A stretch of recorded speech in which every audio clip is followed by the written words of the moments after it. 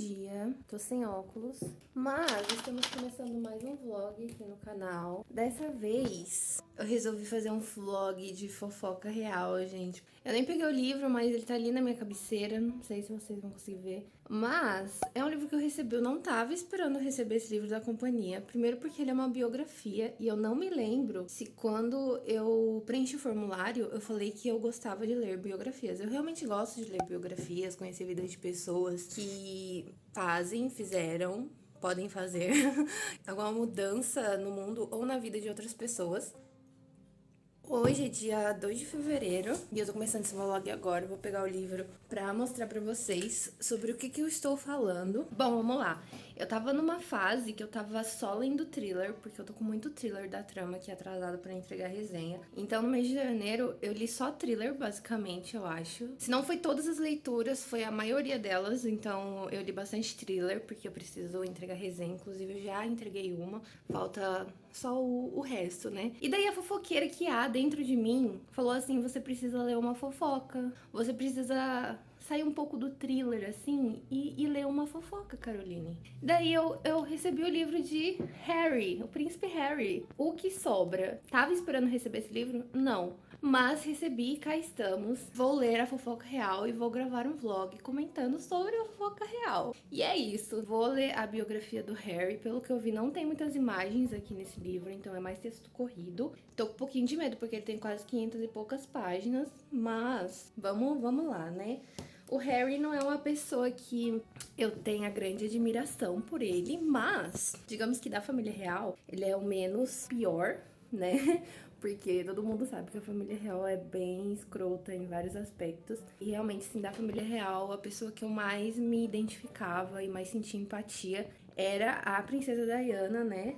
Enfim, tô com altas expectativas. Já vi alguns reviews, assim, sobre esse livro. É uma biografia que tá me deixando curiosa porque eu quero saber da fofoca. Basicamente é isso, gente. Então, quando eu começar e tiver atualizações sobre este livro, eu volto pra comentar com vocês. Um beijo e até mais.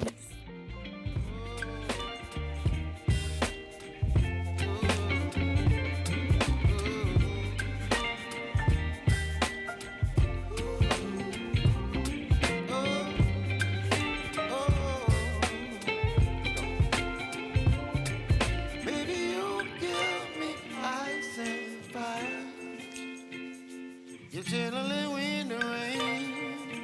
You're some kind of butterfly. Baby, you give me midnight. You whip up my appetite. Don't leave me high and dry. Baby, you give me ice and fire. You're chilling when the rain. You're some kind of butterfly.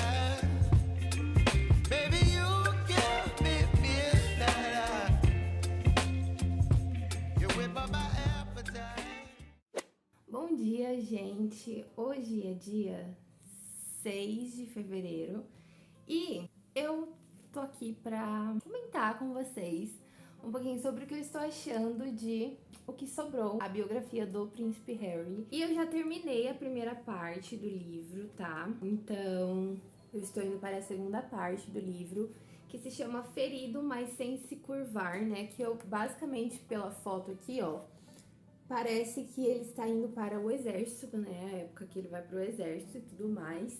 E eu tenho algumas coisas para comentar com vocês em relação a essa primeira parte do livro, né? Então, nessa primeira parte do livro, então, a gente vai conhecer o Harry quando criança, né? Como foi a infância dele.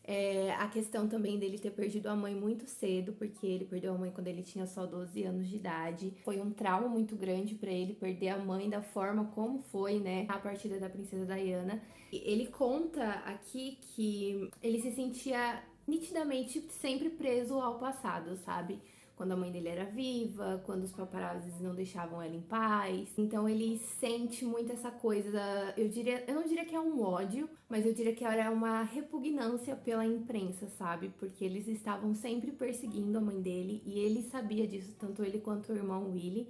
E aqui ele também fala sobre algumas coisas da família deles em relação a sentimentos, sabe? Como eles não podiam demonstrar muitos sentimentos, principalmente na imprensa, né? Então eles eram meio que aconselhados a não demonstrarem sentimentos. Tanto é que tem uma parte aqui que ele diz, né? Talvez tivesse aprendido bem demais, assimilado muito profundamente o ethos da família, de que chorar não era uma opção nunca. E eu diria até que isso é meio que uma covardia, porque, cara, imagina você ter essa noção de que, tipo, você não pode chorar nunca, porque senão você vai ficar parecendo um fraco pra sua família, sabe? É ridículo isso, porque todo mundo chora, caralho! E aqui nessa primeira parte, ele também vai contar um pouquinho sobre como foi a adolescência dele, né? Crescer sem a mãe, lembrando que ele vivia sempre em um estado de negação que a mãe dele tinha morrido. Pra ele, a mãe dele não tinha morrido, a mãe dele tinha só desaparecido porque ela estava cansada de ser perseguida pela imprensa, né? Pelos paparazzis. Então, pra ele, a mãe dele só tinha sumido, desaparecido, inventado outro nome e fugido para outro lugar, mas para ele a mãe dele não tinha morrido. Então ele vivia nesse estado de negação da morte da mãe, né? E aqui ele conta também um pouquinho sobre como foi então a adolescência dele, né? Como ele vivia no piloto automático. Tem até uma parte que ele diz a seguinte coisa: porém, como um robô, eu aceitava todos os cigarros que me ofereciam e no mesmo estilo automático impensado, em pouco tempo passei a maconha. E eu queria dizer que sim, gente, uma droga dá aval para outras drogas. Antigamente eu não acreditava nisso, mas hoje sim eu acredito. Eu sei muito bem que se você experimentar o cigarro, você vai querer experimentar a maconha, que vai querer experimentar outra droga mais forte, vai querer experimentar. E eu falo, não, só vou experimentar. Mas a gente nunca sabe, né, o que pode acontecer, ainda mais em relação a drogas que são drogas, né, gente, pelo amor de Deus. Nessa parte aqui do livro, eu fiz muitas, mas muitas marcações mesmo. Eu queria comentar com vocês essas partes que eu marquei. E ele diz aqui sobre a morte da mãe dele, né? Sobre como ele vivia nesse estado de negação, de tipo, não, minha mãe não morreu, minha mãe não morreu, minha mãe não morreu. E aqui nessa parte já tinham passado 4 anos que a princesa Diana tinha falecido. O Harry ainda estava nessa prisão, né, digamos, de não aceitar que a mãe dele tinha realmente morrido. E aí tem uma parte que me tocou muito, eu quase chorei nessa parte porque eu fiquei morrendo de dó dele, que ele fala a seguinte coisa: à noite eu tinha os sonhos mais elaborados, eram essencialmente o mesmo sonho, embora os cenários e trajes fossem ligeiramente diferentes. Às vezes mamãe orquestrava uma volta triunfal, em outras eu simplesmente trombava com ela em algum lugar, uma esquina, uma loja. Ela sempre usava um disfarce, uma grande peruca loura ou grandes óculos escuros, e mesmo assim eu sempre a reconhecia. Eu me aproximava, sussurrava: mãe, é você? Antes que ela pudesse responder, antes que eu pudesse descobrir por onde andara, por que não voltara, despertava de repente. E aí ele continua falando sobre essa questão dele estar em negação com a morte da mãe, né? Imagino que no fundo eu soubesse a verdade, a ilusão de que mamãe estava se escondendo, preparando seu regresso, nunca era tão real que pudesse apagar completamente a realidade, mas apagava o suficiente para eu conseguir postergar a maior parte do pesar. Eu ainda não entrara em luto, ainda não chorara, exceto uma vez em seu túmulo, ainda não processara a dura verdade. Parte do meu cérebro sabia, mas outra parte permanecia completamente isolada, e a divisão entre as duas mantinha o parlamento da minha consciência dividido, polarizado, paralisado, exatamente do jeito que eu queria. Às vezes tinha uma conversa dura comigo mesmo. Todo mundo parece achar que a mamãe morreu, ponto, então talvez seja hora de você também aceitar. Mas daí pensava, quando tiver uma prova, acredito. Se tivesse uma prova sólida, pensava, poderia sofrer e chorar como deveria e seguir em frente. E aí chegamos à questão de que, depois de 4 anos, o Harry ainda vivia em negação sobre a morte da mãe, pelo simples fato da realeza, do pai, de qualquer pessoa de dentro da família dele não falar sobre a morte da princesa Diana. Era como se fosse um assunto proibido dentro da família, sabe? Ninguém podia falar sobre isso, ninguém conversava sobre isso com os meninos. E, tipo, ele ficou nesse estado de choque e ele não podia falar com ninguém, ninguém podia falar sobre esse assunto. Mano, eu penso nisso, porque, sei lá, a mãe dele morreu com 12 anos, depois de 4 anos ele tinha o quê? Ele tinha 16 anos. E ainda assim ele não podia conversar sobre a morte da própria mãe, sabe? Pra entender o que realmente, de fato, tinha acontecido. Porque ninguém chegou nele e falou assim, olha, sua mãe morreu por conta disso, disso, disso. Só falaram pra ele que ela tinha sofrido um acidente de carro e que ela tinha morrido. Apenas isso. Então, durante 4 anos, foi o que ele soube sobre a morte da mãe dele, sabe? aqui nesse livro só me fez odiar cada vez mais a imprensa, porque a imprensa internacional é muito chata, meu Deus. Eles conseguem estragar qualquer investigação de homicídio, qualquer coisa eles distorcem, eles fazem de tudo pra ter uma manchete. Sério, isso é inacreditável, é inacreditável. Tanto é que aqui tem uma parte que ele fala sobre uma matéria que divulgaram sobre ele, falando que ele era usuário habitual de drogas, ou seja, um viciado. A matéria não só me caluniava como sendo um usuário de drogas habitual, como também afirmava que recentemente eu estivera em uma clínica de reabilitação. A editora do tabloide pusera suas patas em fotos de Marcos e eu visitando um centro de reabilitação no subúrbio meses antes, a atividade rotineira em minhas obras de caridade enquanto príncipe, e mudar o contexto das imagens, fazendo delas um suporte visual para sua ficção difamatória.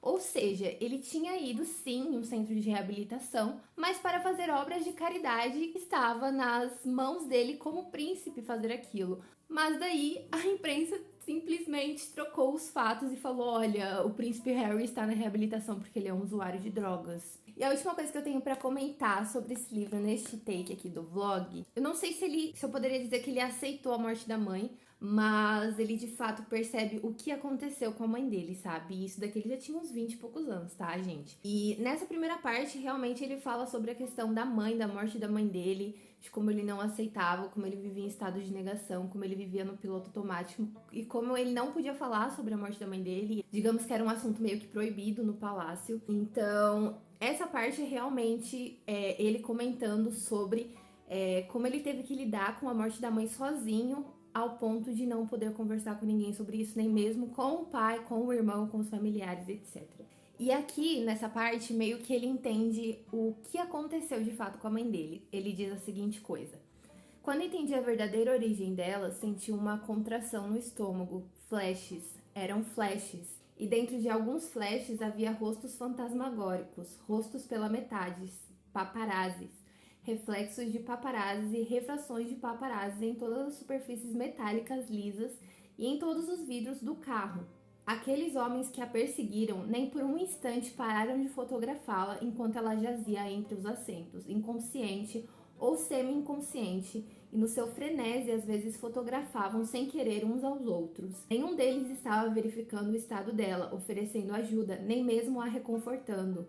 Estavam só tirando fotos, fotos e mais fotos. Eu jamais soube, jamais sonhei. Tinham me dito que mamãe fora perseguida por paparazzi, caçando-a como uma matilha de cães selvagens, mas nunca me atrevi a imaginar que, como cães selvagens, eles também tinham se banqueteado com o seu corpo indefeso. Até então, nunca soubera que a última coisa que mamãe viu nesta terra foi uma lâmpada de flash. Aqui nessa parte, basicamente, ele pede as evidências da polícia, né, sobre o caso e sobre o que aconteceu. Ele tem, então, essa percepção do que realmente aconteceu com a mãe dele, sabe? Como ele se sentiu em relação a isso, gente. Foi realmente inacreditável, né? A princesa Diana era uma das únicas pessoas, eu acho, que eu sentia empatia dentro da família real. Sinto empatia pelo Harry, mas eu acho que em algumas partes do livro ele se... Eu não sei como dizer, mas parece que ele sabe que ele tem muitos privilégios, mas ele meio que se faz muito de vítima, tipo assim, ai, nossa, que pena que eu tinha isso, que eu tinha aquilo. Não, né, amigo? Vamos dar uma segurada aí, por favor. Eu vou começar, então, a segunda parte do livro agora, né, que basicamente eu acho que é a parte em que ele vai pro exército, e vamos ver o que eu vou continuar achando, mas eu tô gostando muito de ler a história do Harry. Eu acho que ele tá sendo muito honesto nesse livro, né? E eu nunca me interessei por realeza, por pessoas da realeza, mas depois que eu assisti o documentário dele na Apple TV sobre saúde mental, eu fiquei mais envolvida com a história dele, porque ele sofre sobre questões de saúde mental. Então eu me senti mais empática em relação a ele, e agora com essa biografia talvez eu sinta ainda mais empatia por ele, mas vamos ver o desenrolar aqui deste livro, né? Don't leave me here high and dry. Oh,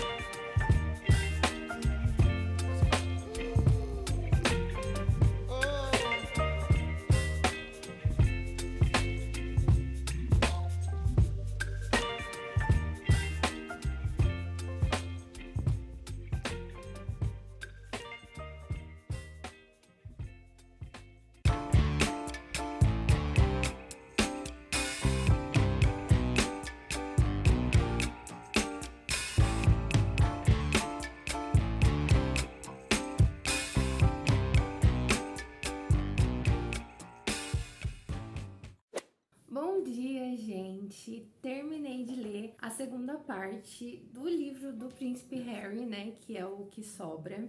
Tenho algumas coisas para comentar com vocês. Mas, nessa parte aqui, a gente vai acompanhar o Harry, ele dentro da escola, antes de ir pro exército, terminando a escola, depois que ele vai pro exército de fato, que acontece o que ele fazia, né? E como até mesmo ele ir pro exército era algo complicado, porque se soubessem que ele estava lá, a guerra piorava, digamos assim. Essa parte aqui, a gente tá vendo o Talibã, né? Que era uma... não sei se eu diria seita, mas um grupo extremista, né, que estava atacando e tudo mais, os americanos, eles estavam em guerra, basicamente, e tal. E aqui ele diz que ele estudava muito sobre algumas coisas, assim, relacionadas à guerra, né, porque para entrar pro exército você tem que estudar, né, só, vou entrar pro exército e pronto. Então, ele diz uma coisa que eu achei muito interessante, que me fez parar para refletir, porque é exatamente como acontece a destruição, sabe? Ele fala a seguinte coisa: estava estudando a arte da destruição e a primeira coisa que aprendi foi que a destruição é em parte criativa. Começa com a imaginação. Antes de destruir alguma coisa, a gente precisa imaginá-la destruída. E eu pensei nisso e eu fiquei, caraca, velho, faz todo sentido, porque se você for parar pra refletir, dando até um exemplo aqui sobre Columbine, os atiradores de Columbine, eles planejaram o ataque à escola um ano antes. Então, antes de eles de fato fazerem aquilo, eles conseguiram imaginar aquilo destruído, sabe? Então, eu fiquei tipo, velho, Harry, parabéns, faz todo sentido isso que você falou. Eu tenho me identificado com muitas coisas que o Harry vem sentindo desde o começo do livro, tanto é que tem marcações aqui, não vai dar pra vocês verem, mas eu fiz 2 tipos de marcações neste livro. Um amarelo, que são coisas que eu me identifico, e o verdinho, que são coisas que eu quero comentar no vlog com vocês. E eu tenho reparado que tem muitos amarelos aqui, então, Harry, eu acho que eu entendo o que você sente, mas de uma forma diferente da qual você sente. E aqui nessa parte a gente também vai acompanhar o Harry em vários dos seus relacionamentos que ele teve ao longo da vida antes de conhecer a Meghan. Então ele diz aqui que era muito difícil ele conseguir se relacionar com uma pessoa porque não vinha só o Harry, sabe? Vinha toda a bagagem do Harry, vinha o Harry, a família real, ele era um príncipe, a monarquia, a realeza, e a imprensa, os paparazzis, e todo mundo querendo se meter na vida dele. Então, muitas garotas não conseguiram aguentar essa pressão, sabe? Porque ele era flagrado uma vez com uma garota, e daí, tipo, no dia seguinte já tinha repórter na casa dessa garota, já tinham vasculhado toda a vida da garota, sabe? Sabiam quem era o pai dela, e já tinha repórter na casa do pai dela, na casa das amigas, tipo, era uma loucura, sabe? Então, ele fala uma parte aqui sobre uma das namoradas dele, que eu não vou lembrar qual é agora, mas ele diz a seguinte coisa: ela gosta de mim, eu disse, acho que ela me ama, mas não gosta da bagagem que vem comigo, não gosta de tudo que vem junto com a realeza, a imprensa e tal. E nada disso nunca irá desaparecer. Então, tem alguma esperança? Porque realmente tem coisas que, quando a gente ama uma pessoa, a gente tem que amar tudo que ela é e tudo que vem junto com ela, sabe? As frustrações dela, os traumas dela. Nesse caso, o que vinha com ele era a imprensa, essa bagunça toda que era a vida dele, principalmente com a imprensa. Esse livro aqui é muito focado no ódio, na raiva. Não sei se é ódio a palavra certa, mas na raiva que o Harry sentia em relação à imprensa, porque, cara, sério, até eu ia ficar surtada. Eu acho que eu ia, sei lá, metralhar todo mundo que tava na minha frente, que era da imprensa, porque o cara não tinha paz, velho. Só que daí, gente, eu virei a página, sabe? Literalmente. E aí ele falou exatamente essa coisa aqui que me fez ter um ódio pelo Harry. Que ele falou: se eu pudesse escolher, também não gostaria de levar essa vida. Aí eu comentei bem embaixo: ai, tadinho, sofre tanto com os paparazzis, muito vítima por ter nascido na realeza, né? Tipo, ele literalmente ele se vitimizou por ser rico. Não, cara. Harry, não. Daí eu fiquei tipo assim.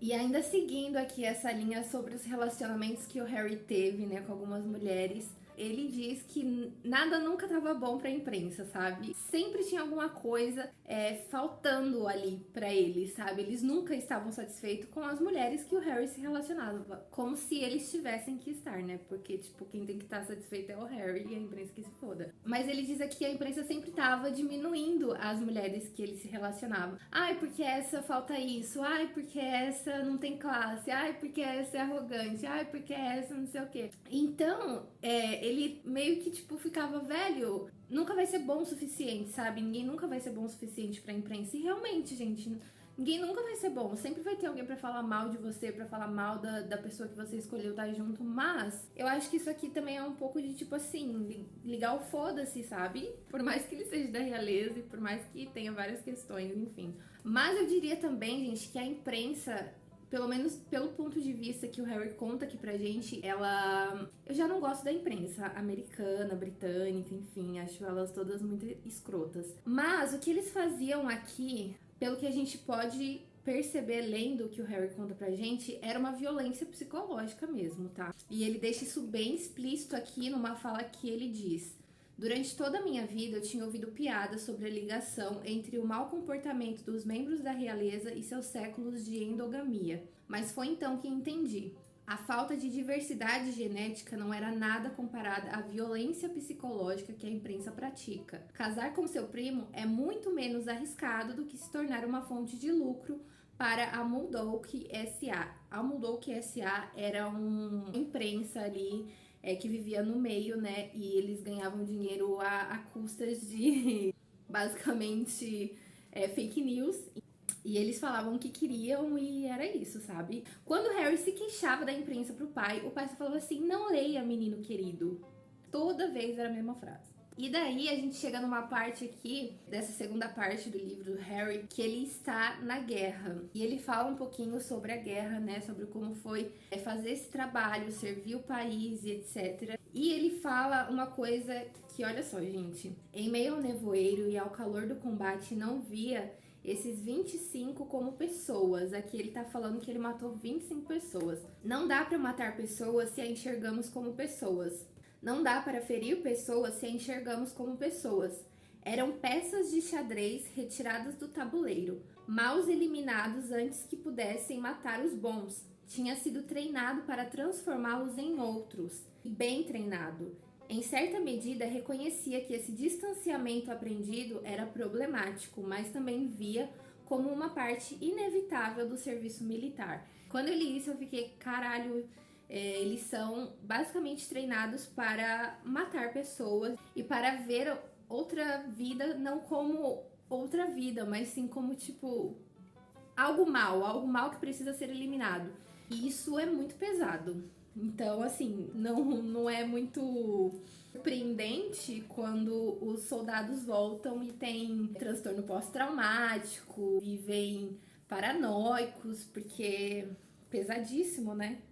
E aí depois, gente, já na página 280, né, fiz um monte de marcação, não vai dar pra vocês verem por causa da claridade da janela. Aqui ele vai falar sobre ele ter começado a ter ataque frequente de pânico, né? Eu vou ler uma parte aqui que ele diz a seguinte coisa sobre esses ataques de pânicos que ele tinha. E foi no começo de 2013, tá? Eu acho que ele tinha uns 20 e poucos anos, mais ou menos. Pelo contrário, a cada dia que passava eu me sentia mais apático, mais desanimado e mais perdido. No final do verão de 2013, estava em apuros, alternando entre surtos debilitantes de letargia e ataques de pânicos temerosos. Minha vida oficial era estar em público, me postar diante das pessoas, fazer discursos e palestras, dar entrevistas. E agora me via quase incapaz de cumprir essas funções básicas. Horas antes de um discurso ou uma aparição pública, ficava encharcado de suor. Depois, durante o evento, era incapaz de pensar, minha cabeça zumbindo de medo e fantasiando fugas. O pânico geralmente começa quando eu vesti o terno de manhã. Estranho.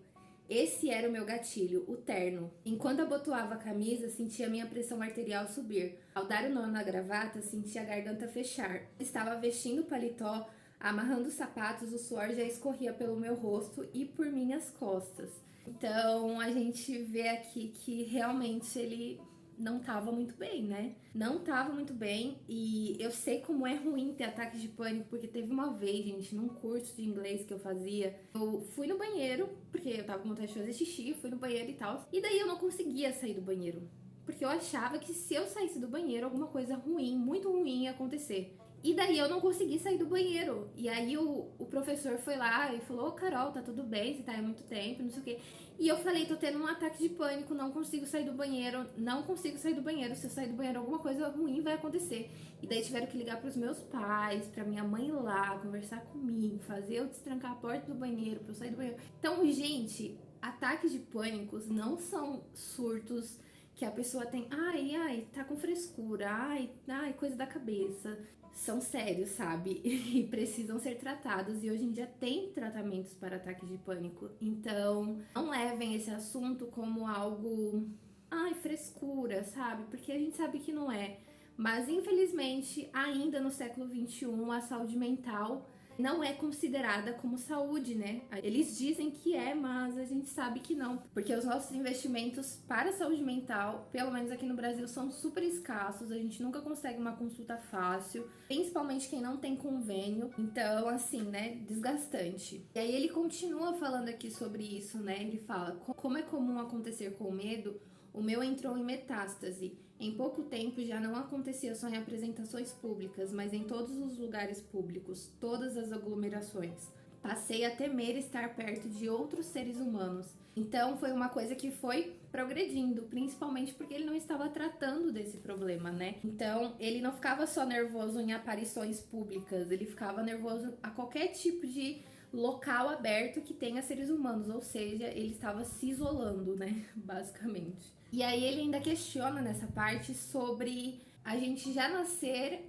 aprendendo coisas pela sociedade, sabe? A gente já nascer com algumas coisas pré-definidas por conta da nossa sociedade, do lugar onde a gente vive, do que nossa família acredita e etc. Então ele fala assim: numa vida inteira de crises existenciais, essa foi uma chateação. Quem você é quando não pode mais ser o que sempre foi, a coisa que foi treinado para ser. Então, assim, ele foi colocando questionamentos na cabeça dele. Mas por que que eu não posso fazer isso? Por que que eu tenho que fazer dessa maneira? Por que que eu fui treinado para seguir essa linha, sabe? Ele começa a questionar algumas coisas do palácio, da vida real, da família real, enfim. Eu achei bem interessante aqui esse ponto, porque ele não foi só aquela pessoa que, seguiu porque tem que ser assim. Ele ia lá e fazia, mas por que é que tem que ser assim? E aí ele fala também num ponto aqui do livro, e eu acho que é a última coisa que eu tenho pra comentar com vocês sobre essa parte do livro, e ainda sobre os ataques de pânico que ele estava tendo, né? Isso aqui eu acho que ele já tinha saído do exército, né? O exército já tinha dispensado ele. Então ele fala que, além disso, ele estava com agorafobia, ou seja, ele estava se recluindo do mundo, sabe? Das pessoas. Ele não conseguia sair, ele ficava no apartamento dele vendo Friends por uma semana, 2 semanas, o tanto de tempo que ele conseguia pra ficar sozinho, ele ficava. Então ele estava em reclusão. E aí ele fala que o irmão dele, né, o Willie, ele percebeu que tinha alguma coisa errada com o Harry e ele falou. Ele sabia que alguma coisa se passava, alguma coisa ruim. O Willie havia me dito nesse dia ou pouco depois que eu precisava de ajuda. E agora caçoava de mim. Não conseguia imaginar como podia ser tão insensível.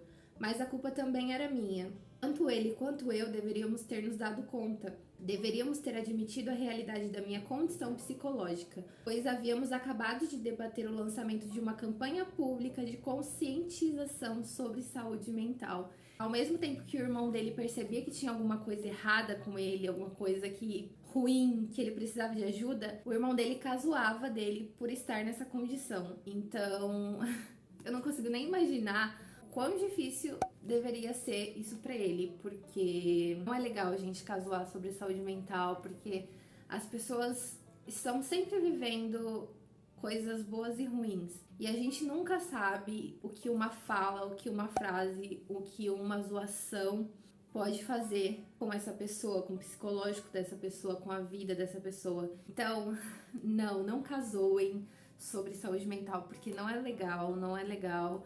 Aliás, caçoar de qualquer coisa que seja um problema pra outra pessoa e que você saiba que a pessoa tá passando por um momento difícil não é legal.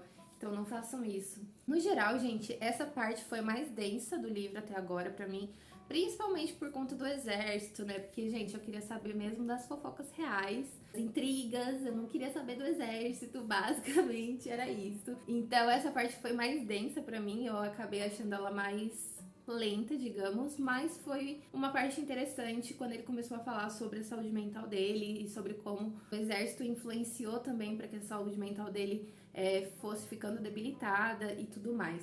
Então, eu tô gostando do livro, mas eu acho que é um livro que definitivamente o Harry escreveu pra ganhar dinheiro, tá, gente?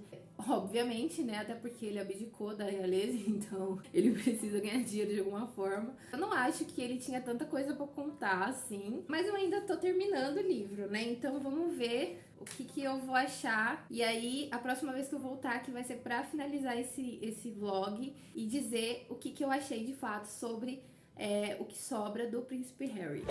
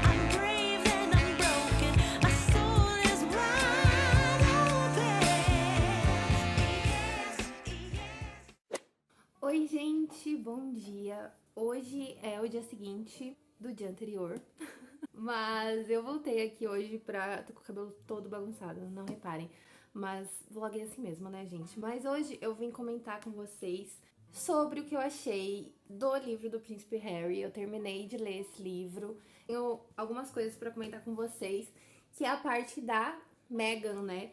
E essa é a terceira e última parte do livro, né, que se chama Capitã da Minha Alma. E vamos lá que eu tenho algumas coisas pra comentar com vocês em relação a essa parte. Aqui a gente vai entender como o Harry conheceu a Meghan, né, como que foi a relação deles desde o início, desde os primeiros encontros até o casamento realmente acontecer e tudo mais. E aqui, assim como em todas as outras partes do livro, ele foca muito na imprensa e no quanto a imprensa foi violenta com ele durante toda a vida dele, e eu acho que é ainda até hoje, né, por mais que eles tenham abdicado ali da realeza e não sei o quê. E a gente entende também, nesse ponto, que não foi muito bem assim que aconteceu, não foi eles que falaram, olha, não quero.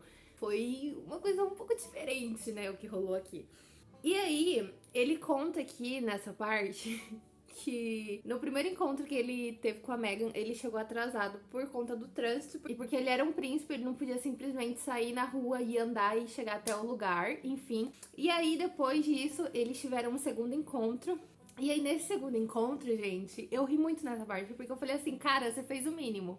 Ele fala assim, dessa vez eu já estava lá, aguardando, sorrindo, orgulhoso de mim mesmo. Orgulhoso do quê? É o mínimo você chegar no horário, sabe? Que você combina. Então eu fiquei tipo, Harry, não, isso aqui foi ridículo. Mas eu precisava colocar isso no vlog, porque, tipo assim, homens se sentindo orgulhosos por fazerem o mínimo, tipo. E aí a gente chega, então, a uma parte em que o relacionamento deles já tá um pouco mais sério, eles estão se vendo com mais frequência, se falam todos os dias. E o Harry percebe que sim, né? Vai rolar todas as difamações, assim como em todos os outros relacionamentos que ele teve com outras mulheres, que rolou difamações das mulheres na imprensa, porque, como eu disse no take anterior, parecia que a imprensa nunca estava... não sei nem explicar, mas parecia que elas nunca estavam satisfeitas com as mulheres que o Harry se relacionava, como se elas tivessem esse direito sobre estarem satisfeitas ou não, né? Quem tem que estar satisfeita é o Harry que tá se relacionando, mas tudo bem. E aí aqui ele comenta a seguinte coisa: eu me preparava para a loucura de costume, ou seja, já era um costume a imprensa se meter na vida dele, né? Nas relações dele, enfim. As difamações de sempre, mas não previa esse nível de mentiras desenfreadas. Acima de tudo, não me preparava para o racismo, tanto o racismo disfarçado quanto o racismo escancarado, vulgar e direto. Então aqui ele conta que rolou racismo com a Meghan, né? Foi um pouco mais complicado, digamos assim, porque a gente sabe que esse assunto é um assunto recorrente até hoje, ainda mais dentro da realeza, né? Que é aquelas pessoas de sangue azul.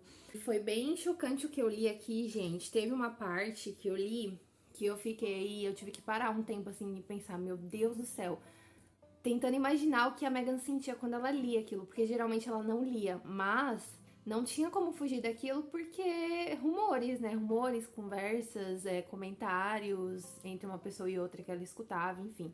E aí o Harry conta que ele fez uma declaração falando sobre isso, expondo porque estavam difamando a Meghan, não sei o que. E aí ele fez uma declaração pra, tipo, meio que ver se eles davam uma trégua, né? E daí, olha isso, gente. Na verdade, a minha declaração gerou todo um novo massacre. Agora por parte da minha família. Papai e William ficaram furiosos. Me deram bronca. Disseram que a minha declaração passava uma imagem negativa deles. Mas por quê? Porque nunca tinham feito uma declaração defendendo as namoradas ou esposas dele quando elas sofreram assédio. Ou seja, um tapa na cara do pai e do irmão, né? Porque é assim. Digamos que todas as mulheres de lá sofreram algum tipo de assédio pela imprensa.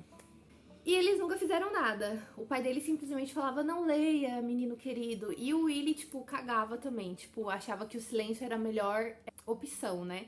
Mas não, gente, quando a gente não se posiciona sobre um assunto, a gente é condizente com ele. Então...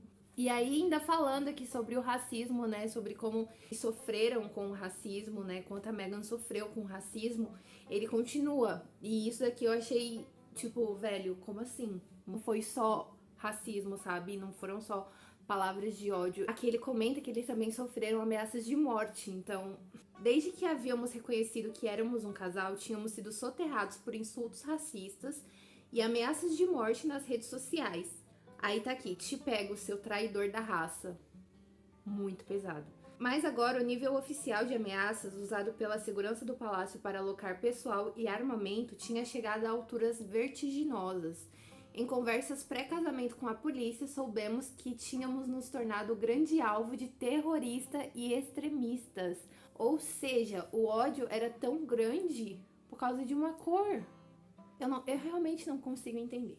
Chega também numa parte em que ele fala sobre a saúde mental, tanto dele quanto da Meghan, que foi arruinada, violentada e torturada pela imprensa, cobrir a realeza, que cobre, enfim. Realmente eu odeio já a imprensa dos Estados Unidos, britânica, todo tipo de imprensa. Eu não gosto de imprensa sensacionalista, imprensa que difama as pessoas, imprensa que atribui mentiras a coisas, enfim. E aqui ele diz que a Meghan pensou em suicídio. Ela disse, eu não consigo mais fazer isso. E aí ele pergunta, fazer o quê? Aí ela, viver. É tão óbvio, ela não parava de repetir, é tão óbvio, simplesmente parar de respirar, deixar de existir.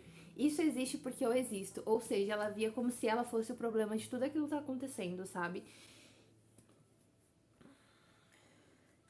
E aí aqui ele fala também da relação da Meghan com o pai. Digamos que o pai dela é um escroto, porque ele vendeu fotos da Meghan, ele vendeu coisas, ele... sabe, gente, ridículo. Basicamente, ele deu a filha aos lobos. Tipo, fica à vontade, o banquete está à mesa. E aí, a parte que mais me chocou nessa terceira parte do livro foi isso aqui, gente. É um pouco grande, eu confesso, tá? É tudo isso aqui que eu vou ler pra vocês, mas... queimem os racistas. Por exemplo, a revista Tidler, citando um velho etoniano, o dizendo que me casei com Meghan porque estrangeiras como ela são mais fáceis do que garotas com a origem certa. Qual seria a origem certa? Me diga, porque eu realmente não entendi. Ou o Daily Mail dizendo que Meghan estava subindo na vida porque ascendeu socialmente de escrava à realeza em apenas 150 anos. Ou as postagens em redes sociais afirmando que ela era uma garota de iates e uma acompanhante. Ou chamando-a repetidamente de interesseira, prostituta e cadela e vadia e negrinha. Algumas dessas postagens estavam na seção de comentários nas páginas oficiais dos 3 palácios e ainda não haviam sido apagadas. Ou seja, todas as pessoas no palácio eram condizentes com as falas racistas, enfim. Ou o tweet em que se lia: cara duquesa, não estou dizendo que odeio você, mas espero que sua próxima menstruação aconteça dentro de um tanque de tubarões. Gente, que é isso?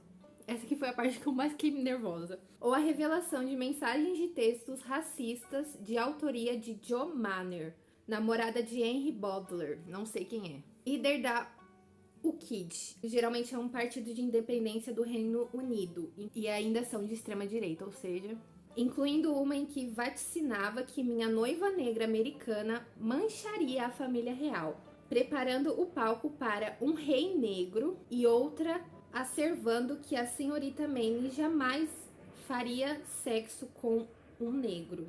Aqui é a Grã-Bretanha, não a África.